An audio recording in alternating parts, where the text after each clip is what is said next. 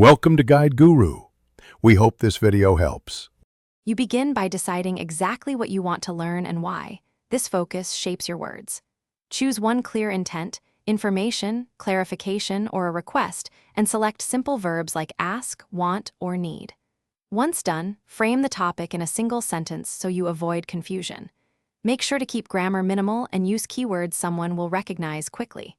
This step saves time and improves the chance of a direct answer. So start here before forming the rest of your question. Now construct the actual question using a clear question word like what or how when needed, because that determines the answer type. Place subject and verb in the proper order and add a polite modal, could, would, can if you want a softer tone. Once done, attach one or two context cues to orient the listener, for example time or place, but do not overload with details. This balance keeps your question precise and easy to answer while maintaining politeness and clarity. Finish by adding a short polite closing like please or thank you because manners help responses. Then review for ambiguity. Replace vague words with specifics, numbers, names, or time frames so the responder knows exactly what you mean.